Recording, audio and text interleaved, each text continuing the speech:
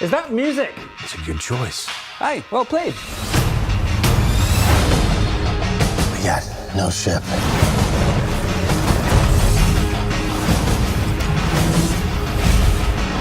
No crew.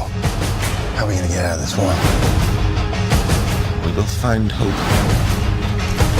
in the impossible.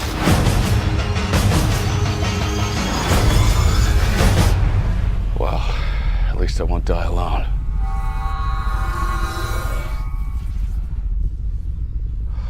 Well, that's just typical.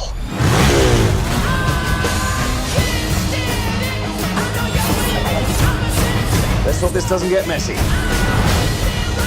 This is where it begins, Captain.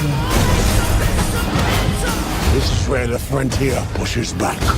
What the hell is this? I know why you're here. Why we are all here.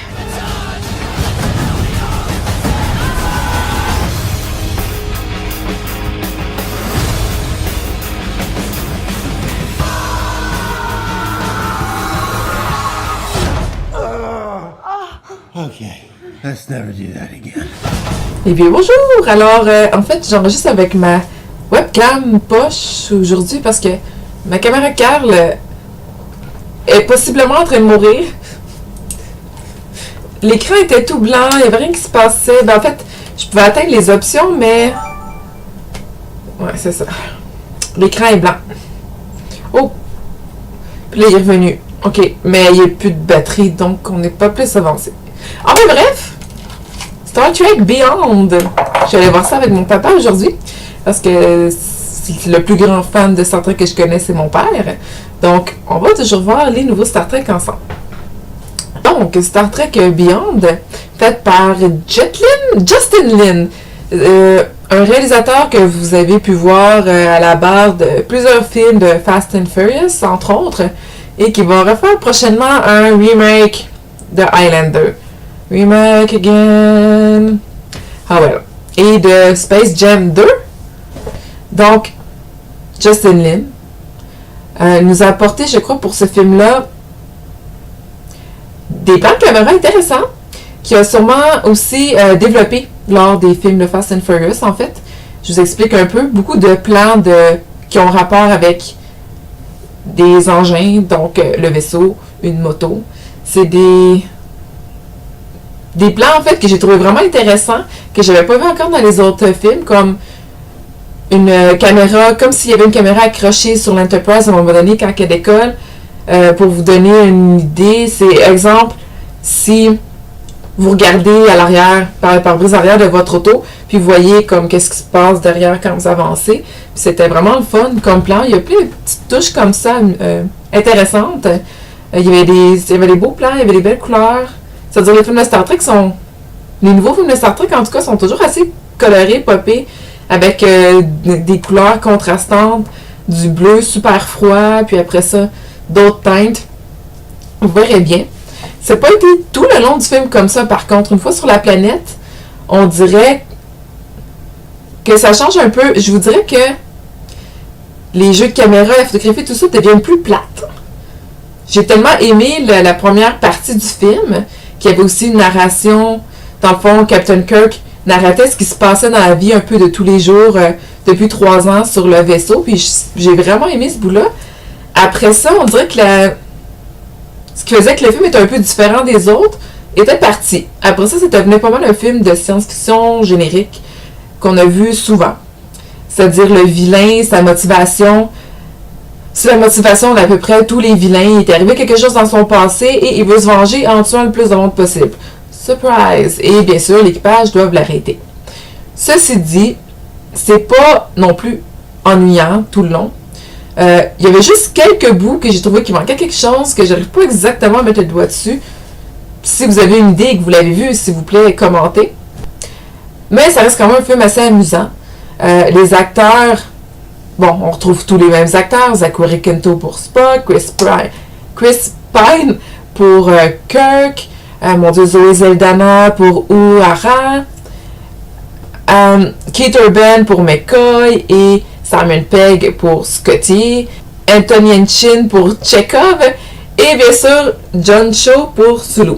Donc oui, on retrouve tous les personnages et disons qu'il n'y a pas beaucoup de suspense ou de oh mon Dieu, qu'est-ce qui va arriver? C'est très prévisible dans le film, puis on sait aussi que tous les acteurs, tous les personnages vont s'en sortir.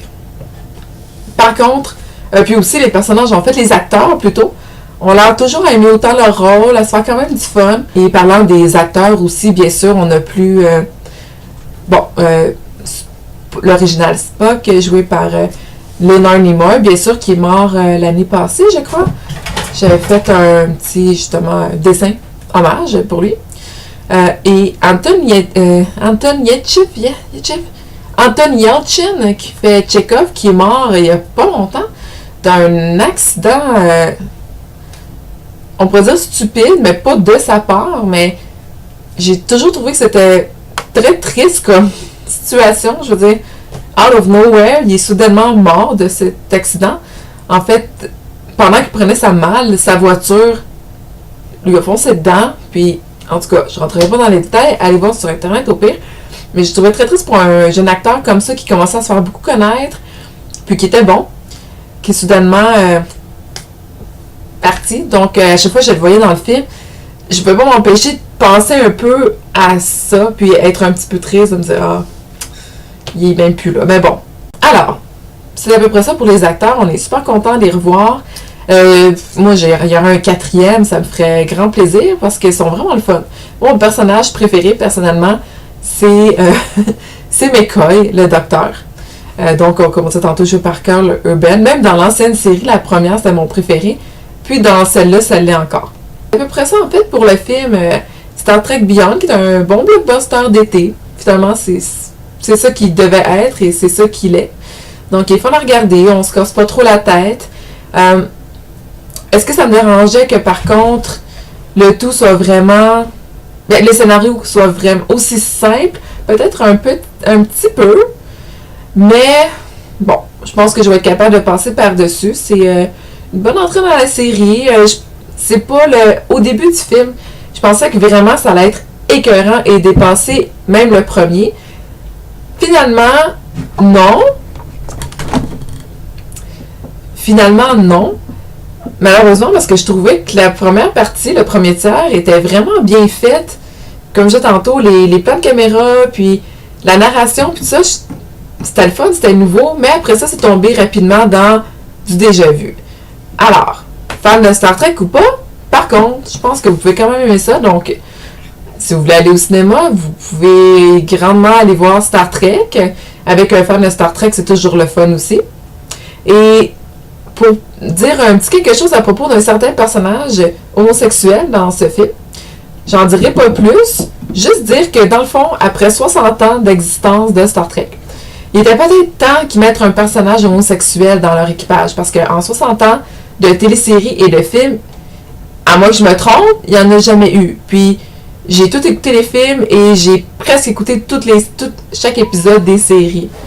Donc, dans les personnages dont on parle ici de l'équipage principal du Enterprise, j'ai jamais vu de personnage homosexuel et je crois qu'en 2016, c'était grand temps. Donc, bravo pour ça. Et puis, c'était pas quelque chose qui était poussé puis qui voulait choquer ou rien. C'est vraiment un petit glimpse qu'on a puis c'est vraiment mignon en fait. Donc, c'est à peu près ça. Écoutez, à la prochaine!